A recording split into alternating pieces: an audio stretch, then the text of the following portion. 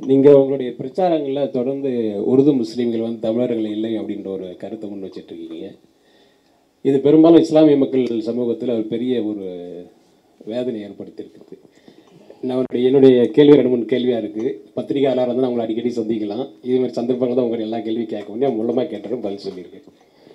அதுக்கப்புறம் வந்து இஸ்லாமியர்கள், உருது பேசக்கூடிய இஸ்லாமியர்கள், தமிழ் பேசக்கூடிய இஸ்லாமியர்கள் என்று நீங்களே பாகுபாடு பிரிச்சிங்க அப்படின்னா, இந்திய அளவில் வந்து முஸ்லீம்கள் இஸ்லாமியர்கள் வந்து இந்தியர்கள் கிடையாதுன்றது பாஜகவுடைய சித்தாந்தமாக இருக்குது.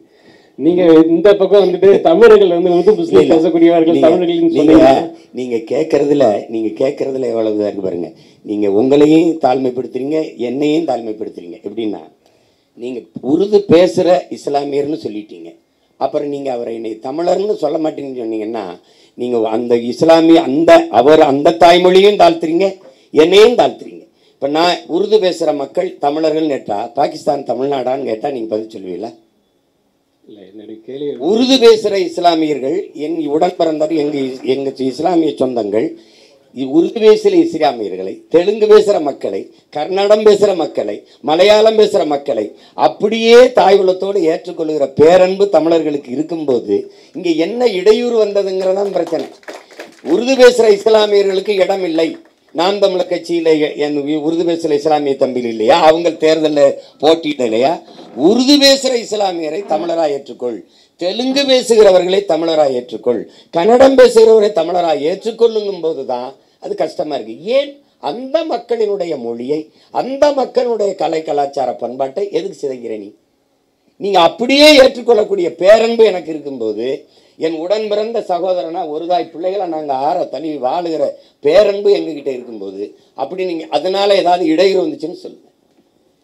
நம்ம கோட்பாடை நீங்கள் புரிஞ்சுக்கணும். எல்லாரும் ஒன்றா கூடி வாழுவோம். ஆனால் எங்கள் தாய் நிலத்தை தமிழர்கள் நாங்கள் தான் ஆளுவோம். எல்லாரும் ஒன்றா நிற்போம், ஒரு தாய் பிள்ளைகளா ஒன்றா நிற்போம். ஆனால் நாங்கள் தான் கொஞ்சம் முன்னால் நிற்போம். ஏன்னா இந்த ஒரு இடம் தான் எனக்கு இருக்குது. நீங்கள் நல்லா கவனிச்சுக்கணும். எங்கள் தாத்தா காகித மில்லத்துக்கிட்ட வந்துட்டு லியாகத் அலி கான், இந்திய யூனியன் முஸ்லீம் லீக் அன்னைக்கு ஒரே கட்சி தான், இப்போ தான் பல கட்சி. நாடு இந்த பாகிஸ்தான் விடுதலை அடைஞ்சு போன பிறகு சாஹிபு வாங்க நமக்கு ஒரு நாடு வந்துருச்சுன்னு தாத்தா என்ன சொல்லிப்பாருன்னு நினைக்கிறீங்க? நீங்கள் போங்க, இது எங்கள் நாடு, எங்களுக்கு ஒரு நாடு இருக்குது. நீங்கள் இஸ்லாமிய மக்களுக்கு, இங்கே இருக்கிற இஸ்லாமிய மக்களுக்கு ஏதாவது நல்லதை செய்யணும்னு நினச்சிங்கன்னா அங்கே வாழ்கிற இந்துக்கள், கிறிஸ்தவர்கள், சீக்கியர்களை பத்திரமா பார்த்துக்கிறீங்க. அதுதான் அவர் சொன்னது. அப்போ நீங்கள் வந்து இப்படி சொல்கிறதுனால என்னன்னா, தமிழனுங்கிற ஒரு மாண்பு இருக்குது பாருங்க. யாதும் ஊரே யாவரும் கேளீர் அப்படின்னு பேரன்பு கொண்டு நேசித்து வாழ்ந்த ஒரு இனம் இருக்குல்ல, அது சிறுமைப்படுது. எனக்கு அதனால ஒரு பிரச்சனையும் இல்லையே. நீங்களா இருங்கன்னு தான் சொல்கிறேன். நீங்கள் எதுக்காக இனம் மாறீங்க? எங்களை தமிழராக ஏற்க மாட்டீர்களா?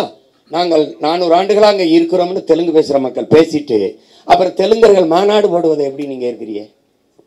இப்போ நீங்கள் தெலுங்கராகவே இருந்து எங்களோட வாழ்றதுல எந்த இடையூறும் இல்லையேங்கிறதான் பிரச்சனை. இங்கே அதை நீங்கள் விளங்கிக்கணும். அதனால நீங்கள் காயப்பட்டா அதுக்கு என்னை பொறுத்துக்கிறீங்க. நீங்கள் காயப்படக்கூடாது. நாம ஒரு தாய் பிள்ளைகள். இங்கே பாருங்க. நான் இஸ்லாத்தை ஏற்றிருக்கிறேன், எங்கள் அண்ணன் ஏற்றிருக்கிறாரு, என் தம்பி ஏற்றிருக்கேன், என் மாமன் மச்சான்லாம் ஏற்றிருக்கேன், நீங்களும் ஏற்றிருக்கிறீங்க. நீங்கள் அரேபியாவில் இருக்கீங்க, அரேபியன். நீங்கள் பாகிஸ்தானில் இருக்கீங்க, உருது. அவன் வங்காளதேசத்தில் இருக்கான், வங்காளி. நான் தமிழ்நாட்டில் இருக்கேன், தமிழன்.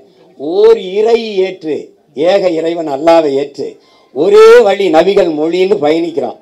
அதனால மார்க்கத்தால் நான் இஸ்லாம், மொழியால் இனத்தால் நான் தமிழன், அவன் அரேபியன், அவன் வங்காளி. உங்களுக்கு புரியுதுன்னு நினைக்கிறேன். இந்த உணர்வை நீங்கள் தெளிவுபடுத்திக்கிட்டீங்கன்னா நமக்கு ஒன்றுமே கிடையாது. அண்ணன் நீங்கள் எங்களை என்ன தமிழனா ஏற்க மாட்டேன்னு, எங்களை ஏன்னு நீங்கள் உறவா ஏற்க மாட்டேன்னு சொன்னீங்கன்னா நான் அவமானப்படுறேன், வெட்கப்படுறேன். தமிழனா ஏன் ஏற்கணும்? நீங்கள் ஏன் உங்கள் அடையாளத்தை தொலைக்கிறீங்க? நான் வந்து இப்போ இந்த நிலத்தை விட்டு எந்த நிலத்தில் வாழ்ந்தாலும் கொஞ்சம் அமைதியாக இருக்கணும்.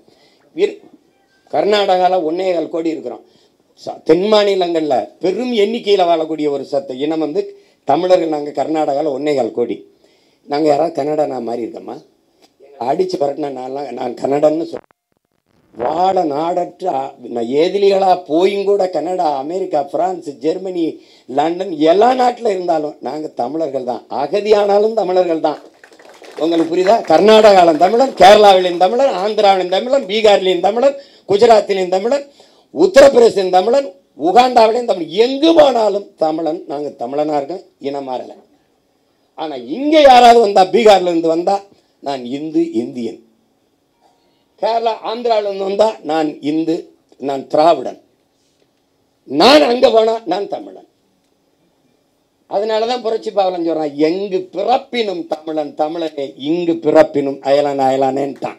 அதனால நீங்க அந்த கவலையே விடுங்க. உங்களுக்கும் எனக்கு இருக்கிற இந்த உறவு பிணைப்புல ஏதாவது சிக்கல் வருதுன்னா நீங்க சொல்லுங்க, நான் தலை குனிறேன், அவமானப்படுறேன். ஆனா நீங்களா இருங்க, நாங்களா இருக்கோம். ஒருத்தன் வந்து தன் இன அடையாளத்தை விட்டு, இங்க பாருங்க, நான் இஸ்லாத்தை தானே ஏற்றிருக்கிறேன். எழுதுங்கள் என் நெற்றியில் நான் அரேபியன், நான் இஸ்லாமியன் என்று சொல்லவே இல்லை முகமது தர்வீஸ். எழுதுங்கள் என் நெற்றியில் நான் அரேபியன் என்று தான் முழங்கினான். நாளை என் மொழி இறந்து விடுமானால் அதை கேட்க நான் இருக்க மாட்டேன், இன்றே நான் இறந்து விடுவேன் தான் அவார் மொழி கவிஞன் ரசூல் அம்சத்து முன்வைத்தான். ஏன்னா அவன் அடையாளம் மார்க்கம் அல்ல, அவன் மொழி. அதான முக்கியம். நீங்க வேற நாட்டுக்கு போனீங்க என்ன பண்ணா, ஐ ஆம் இஸ்லாம்னு கை கொடுக்க மாட்டான். புரியுதுன்னு நினைக்கிறேன். ஐ ஆம் உருது, ஐ ஆம் அரேபியன், அப்படிதான் கை கொடுப்பான். அதுதான் உங்க அடையாளம். நீங்க அதை வந்து என்னை ஏற்க மாட்டீங்கன்னா நான் ஏற்கிறேன், உங்களுக்கு ஒன்றும் இல்லை. நீங்க வாங்க, நாளையிலேருந்து நாம் தமிழர் கட்சிக்கு வாங்க. நாம் தமிழர் கட்சியில வந்து இருக்கக்கூடிய உருது இஸ்லாமியர்கள் கூட அந்த அங்கீகாரம் நீங்க கொடுப்பீங்களா? என்ன கொடுக்காம யாராவது சொல்லுப்பா, நம்மால இருந்துருச்சு. வருங்காலத்துல நீங்க ஒரு முதல்வர ஆனா கூட அவளை அமைச்சரவையிலேயோ சட்டமன்றத்திலேயோ இடம் கொடுப்பீங்களா? என்ன நீங்க என் தம்பி மனைவியை நிறுத்தி அதெல்லாம் இல்லை. நீங்க அவர் கேட்குறது என்ன சொன்னீங்கன்னா, இப்போ இங்கே வந்து உருது தமிழ் என்ற, அதாவது ஒரு 50 விழுக்காடு உருது முஸ்லீம் இருக்காங்க, 50 விழுக்காடு தமிழ் முஸ்லீம் இருக்காங்க உதாரணத்துக்கு தமிழ்நாட்டில். இப்போ வந்து நாம் தமிழ் கட்சி வந்து இந்த உருது தமிழுக்காக பாகுபாடு எங்களுக்குள்ள இதுவரையிலும் இல்லை. அந்த பாகுபாடு அது பாகுபாடு இல்லைன்னா சும்மா வெற்று வார்த்தை சொல்ல, அல்லா மேலானே இல்லை. இப்போ நம்புறீங்களா? வேற எந்த பாகுபாடும் இல்லை நமக்கு. உருது இஸ்லாமிய உறவுகளோடு மட்டும் இல்லை,